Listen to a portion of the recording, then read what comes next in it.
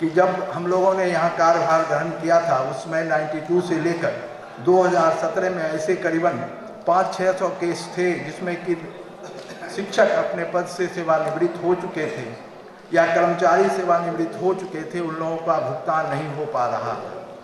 और यह बताते हुए हम आप सभी के प्रति आभार प्रकट करते हैं कि आप लोगों की शुभकामनाएं के चलते यह विश्वविद्यालय आज के तारीख में मैं समझता हूँ जितने भी हमारे अवकाश प्राप्त शिक्षक या शिक्षेतर कर्मचारी हैं सभी का जो है वेतन का बकाया भुगतान एवं पेंशन का भी निर्धारण हो चुका है और नियमतः महीने के शुरुआत में ही उन लोगों के खाते में सारा पैसा चला जाता है। हम इस सब के अलावे पठन पाठन पर भी जोर लगातार दे रहे हैं और कोशिश कर रहे हैं कि हमारे यहाँ भी पढ़ाई सुचारू रूप से संपन्न हो और इसके लिए राजभवन के निर्देशानुसार निर्धारित समय अवधि के पालन सुनिश्चित करने हेतु लगातार औचक निरीक्षण भी किए जा रहे हैं, चाहे वह बीएड का कॉलेज हो चाहे जनरल डिग्री कॉलेज हो, और समय के अनुसार वहाँ पर देखा जा रहा है कि शिक्षक या विद्यार्थी क्लास में आते हैं कि नहीं। लेकिन इस परंपरा को, इस जागरूकता को जगाने के लिए थोड़ा समय लगेगा, फिर भी हम लोग प्रयासरत हैं कि समय से शिक्षक क्लास आएँ और इसके लिए वहाँ पर बायोमेट्रिक की भी सुविधा दी गई है जिससे कि उनके अटेंडेंस का पता चल सके कि शिक्षक समय पर आ रहे हैं या नहीं आ रहे हैं। मैं यह भी बताना चाहूँगा कि पिछले साल भर में हमने ये पाया कि शिक्षकों की संख्या कॉलेज में काफ़ी बढ़ गई है और करीब 100% शिक्षक कॉलेज आते हैं और वर्ग अध्यापन का प्रयास करते हैं, लेकिन दुख के साथ कहना पड़ता है कभी भी हमारा क्लासरूम खाली जा रहा है और बच्चे क्लास में नहीं आ रहे हैं। और इसके लिए भी हम लोगों ने व्यवस्था की है कि लड़कों को भी जागरूक करें और लड़के भी क्लास आएँ। यह भी मैं बताना चाहूँगा कि आज के दिन में अगर आप नॉर्थ कैंपस, यहाँ से साउथ कैंपस जो कैंपस बनाया गया नॉर्थ कैंपस, वहाँ पर जाके देखें तो आप देखेंगे कि लड़कों की अच्छी भीड़ है और लड़के में जागरूकता हो चुकी है और लड़के क्लास करने भी लगातार समय के अनुसार आ रहे हैं। हम चाहते हैं कि हमारे पूरे विश्वविद्यालय में जीवंत शैक्षणिक माहौल बने। इस संदर्भ में दिसंबर 2018 में द्वितीय दीक्षांत समारोह का आयोजन एक महत्वपूर्ण कदम था। इस समारोह में महामहिम राज्यपाल सह कुलाधिपति श्री लालजी टंडन साहब एवं बिहार सरकार के माननीय शिक्षा मंत्री श्री कृष्णनंदन प्रसाद वर्मा जी सहित कई गणमान्य शख्सियतों ने शिरकत किया। इस अवसर पर विश्वविद्यालय में 27 वर्षों के इतिहास में पहली बार विभिन्न विषयों में सर्वोच्च अंक प्राप्त करने वाले विद्यार्थियों को स्वर्ण पदक विश्वविद्यालय के द्वारा प्रदान किया गया। मेरिट के आधार पर एक विद्यार्थी को सीनेट में प्रतिनिधित्व दिया गया और साथ साथ स्पोर्ट्स के आधार पर भी हम विद्यार्थी को यहाँ प्रतिनिधित्व दिए हुए हैं। विश्वविद्यालय में जीवंत एकेडमिक माहौल बनाने के लिए नियमित रूप से सेमिनार, सम्मेलन, कार्यशाला आदि का आयोजन किया जा रहा है। बिहार सरकार के माननीय ऊर्जा मंत्री श्री विजेंद्र प्रसाद यादव जी के सहयोग से बिहार सरकार के पर्यावरण एवं वन विभाग द्वारा बीएसएस कॉलेज सुपौल में bamboo plant tissue culture lab का उद्घाटन अगस्त 18 में माननीय उप मुख्यमंत्री श्री सुशील कुमार मोदी के द्वारा संपन्न हुआ। विश्वविद्यालय के विभिन्न स्नातकोत्तर विभागों, केंद्रीय पुस्तकालय एवं विभिन्न महाविद्यालयों में सेमिनार, कॉन्फ्रेंस, कार्यशाला का आयोजन किया गया है। आगे भी इसके लिए प्रयास जारी है। इसके तहत मनोविज्ञान में अभी हाल में ही 17-18 फरवरी को एक अंतर्राष्ट्रीय स्तर का सेमिनार का भी बड़ा सफलतापूर्वक आयोजन किया गया। हम यहाँ आने के बाद हम लोगों को ये पता चला कि कभी भी रजत जयंती यहाँ बनाई नहीं गई थी, जबकि रजत जयंती 25 साल यह पूरा कर चुका था विश्वविद्यालय। तो हम लोगों ने इस बार यह निर्णय लिया कि हम लोग इस साल फरवरी से लेकर 20 फरवरी तक रजत जयंती मनाएंगे और भूपेंद्र नारायण मंडल जी जो हमारे महामना जिनके नाम पर यह विश्वविद्यालय स्थापित है, उनकी इस जयंती में उनका जो है हमेशा उनकी जो इच्छा थी और उनकी जो भावना थी और उनका जो सिद्धांत था उस सिद्धांत की चर्चा की जाएगी और विभिन्न कॉलेजों में, महाविद्यालयों में और स्नातकोत्तर विभागों में कार्यशाला आयोजित किया जाएगा और इस पर चर्चा किया जाएगा। इसके अलावे किसी भी विश्वविद्यालय या कॉलेज के लिए शोध का भी उतना ही महत्व है। जब भी हम लोग नेक एक्रेडिटेशन की बात करते हैं तो शोध की बात करते हैं, क्योंकि शोध में भी उसमें ग्रेडिंग मिलता है।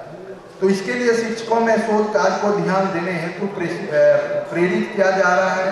सभी शिक्षकों से अपील है कि वे नियमित रूप से गुणवत्तापूर्ण समाज उपयोगी शोध आलेखों का प्रकाशन कराएं, अपने विषय से पाठ्य सामग्रियां तैयार करें, यूजीसी एवं अन्य एजेंसियों के अनुदान हेतु शोध प्रस्ताव भेजें। हम चाहते हैं कि हमारे विद्यार्थी भी गुणवत्तापूर्ण शोध कार्य करें। शोध कार्यों में आने वाली रुकावटों को दूर करने हेतु हर संभव प्रयास किया जा रहा है। हमारे कार्यकाल में पीएचडी शोधार्थियों की फाइल त्वरित गति से हर संभव प्रयास किए जा रहे हैं और जिन बच्चों को 5 पॉइंट्स बहाली के लिए ज़रूरत है 5 बिंदुओं का, ऐसे लड़के जिन्होंने पीएचडी प्राप्त किया है उन्हें भी वह सर्टिफिकेट नियमित रूप से दिया जा रहा है। हम पीएचडी कोर्स नए ढंग से फिर से स्टार्ट करेंगे और मार्च में हम लोगों ने यह पहले ही अनाउंस कर चुके हैं कि मार्च में इसकी परीक्षा का आयोजन हम लोग करेंगे। साथ साथ सबसे मुख्य पहलू जो है इस विश्वविद्यालय का, पिछले कई सालों से मैं जब देख रहा हूँ, जब हमने पुराने परीक्षाओं को झांका तो हमने देखा कि यहाँ पर परीक्षाएं 2 से 3 साल पीछे चल रही है। तो हमारा यह एक सबसे बड़ा मेरा संकल्प है कि हम जाते जाते कम से कम परीक्षाओं को रेगुलर कर दें, नियमित कर दें। हमारी कोशिश थी कि 18 तक ही परीक्षाओं को हम नियमित कर देंगे और राजभवन में भी इसकी सूचना हम दे चुके थे। लेकिन जब कोसी डिवीज़न से पूर्णिया डिवीज़न अलग हुआ तो वहाँ के क्षेत्राधिकार में पूर्णिया यूनिवर्सिटी बना और वहाँ पर सारे लड़के पूर्णिया यूनिवर्सिटी में चले गए। लेकिन महामहिम के आदेश से बीएन मंडल विश्वविद्यालय को ही उसकी परीक्षा लेनी है, जिसके कारण बहुत सारी बाधाएं उत्पन्न होती है और समय से हम अपने सेशन को रेगुलर करने में सक्षम नहीं हो पा रहे हैं। फिर भी हम सभी लोगों का प्रयास है कि हम सेशन को जल्द से जल्द नियमित कर दें। अभी हमारा प्रयास है कि 19 के जुलाई तक, जून तक हम सेशन को रेगुलर करने में सक्षम हो पाएंगे, अगर पूर्णिया से बहुत डिस्टर्बेंस नहीं हुआ तो। नए पाठ्यक्रमों की शुरुआत, सिर्फ इतना ही नहीं, मैं विद्यार्थियों के लिए इस विश्वविद्यालय में नए पाठ्यक्रमों का भी शुरुआत किया है। जैसा कि आप जानते हैं पूरे बिहार में एमलिस और बीलिस की पढ़ाई हर एक विश्वविद्यालय में होती है, लेकिन इस विश्वविद्यालय में आज तक इसकी पढ़ाई का कोई भी शुरुआत नहीं किया गया था। और इस साल से हम लोगों ने अपने यहाँ महामहिम के अनुमोदन के बाद यहाँ हम लोगों ने BLIS, bachelor of library information science और master of informal library information science के कोर्सेज भी शुरू हो गए। उसके एक सेमेस्टर की परीक्षा भी हो चुकी है और उम्मीद करते हैं 5-6 दिन में उसका रिजल्ट भी प्रकाशित हो जाएगा। इसके अलावा दूसरा नया पाठ्यक्रम जो हम लोग सफल हुए उसको चलाने में यहाँ पर, वो है फैकल्टी ऑफ एजुकेशन। मैं बताना चाहूँगा कि मास्टर ऑफ एजुकेशन की शिक्षा या उसका जो पढ़ाई पूरे यहाँ पर हम बीएन मंडल यूनिवर्सिटी में कभी नहीं था।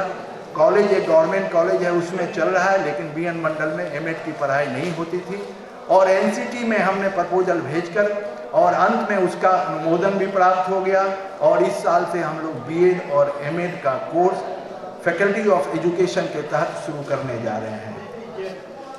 हमारे यहाँ डिफरेंट कोषांग हैं, जैसा कि आप जानते हैं स्टूडेंट एंटी रैगिंग सेल है या कई तरह के कोषांग हम लोग, गिरहान सेल है, कोषांग है, और सारे कोषांग को नियमित रूप से हम लोग उसी के मदद से, उसी की सहायता से लड़कों को या कर्मचारियों को या पेंशनधारियों की समस्या का हम लोग लगातार समाधान कर रहे हैं और इसके लिए हम लोग पेंशन अदालत भी ऑर्गेनाइज करते हैं।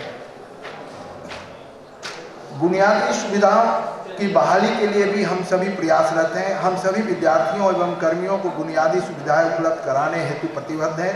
इस निमित्त जगह जगह शुद्ध पेयजल और शौचालय की व्यवस्था की गई। विशेष रूप से बिहार सरकार के माननीय मुख्यमंत्री श्री नीतीश कुमार के साथ निश्चय कार्यक्रम और राजभवन के निर्देशों के आलोक में सभी महाविद्यालयों, स्नातकोत्तर विभागों और विश्वविद्यालय परिसर में महिलाओं हेतु वॉशरूम और कॉमन रूम की व्यवस्था सुनिश्चित की गई है। अगर किसी कॉलेज में अगर इसकी व्यवस्था नहीं सुनिश्चित है तो हमारा प्रयास है और कॉलेज के प्राचार्य महोदय को हमने आदेश भी दिया है कि आप अविलंब जो है खास करके महिलाओं के लिए वॉशरूम वहाँ पर बनाएं। इसके अलावा हमारे यहाँ जो कर्मचारी काम करते हैं या ऑफिसर जो भी काम करते हैं, शाम को उनके रिक्रिएशन के लिए कि वो बाहर अननेसेसरी नहीं जाएं, गॉसिपिंग नहीं करें, इसके लिए हमने 2 कोर्ट भी बनाया है। इस परिसर में आप देख सकते हैं, एक कोर्ट तो कुलपति का जो ऑफिस है उसके ठीक सामने बैडमिंटन कोर्ट बनाया गया है, जहाँ पर यहाँ के ऑफिसर्स या यहाँ के कर्मचारी शाम को बैडमिंटन खेलते हैं। दूसरा हमने वॉलीबॉल कोर्ट भी तैयार कराया है, जहाँ पर कि हमारा एडमिनिस्ट्रेटिव बिल्डिंग के बगल में दूसरी बिल्डिंग जहाँ परीक्षा भवन है या रजिस्ट्रार साहब का जहाँ पर ऑफिस है या प्रतिकुलपति महोदय का ऑफिस है, वहाँ पर भी हमने एक कोड तैयार किया है वॉलीबॉल का, जिससे कि कर्मचारी जिनको जिस खेल से रुचि हो उस खेल में भाग लें। इसके अलावा आपको ये भी बताने में मुझे हर्ष हो रहा है कि पिछले कई सालों से यहाँ पर जिम का इंस्ट्रूमेंट रहते हुए भी लड़कों को ये सुविधा नहीं दी जा रही थी। हमने जिम को एक अच्छे जगह पर सुसज्जित ढंग से रखा और आज लड़के उसमें सवेरे 6 से 8 तक जो है जिम में भी आते हैं, क्योंकि पढ़ाई के साथ साथ उनके स्वास्थ्य पर भी ध्यान देने का जो यह एक तरीका है, उस तरीके को भी हम लोग अपनाते हैं। छात्र संघ का चुनाव, जैसा कि आप जानते हैं, पिछले साल हम लोगों ने छात्र संघ का चुनाव कराया और छात्र संघ के चुनाव का जिसका टाइम खत्म हो रहा है, लेकिन अभी अभी आज ही मुझे एक पत्र प्राप्त हुआ है, क्योंकि हम चाह रहे थे कि दीक्षांत और सीनेट के बाद छात्र संघ का इलेक्शन भी करवाया जाए। मेरे प्रोग्राम में ऑलरेडी निहित है ये, लेकिन आज ही महामहिम के सचिवालय से ये एक लेटर प्राप्त हुआ है जिसमें कहा गया है कि अब अभी कोई भी इलेक्शन अगर आप शुरुआत नहीं किए हैं छात्र संघ का, तभी से शुरुआत नहीं किया जाए, क्योंकि कोड ऑफ कंडक्ट 1 सप्ताह के अंदर में या 15 दिन के अंदर में लागू होगा और इस शॉर्ट पीरियड में छात्र संघ का चुनाव संभव नहीं है।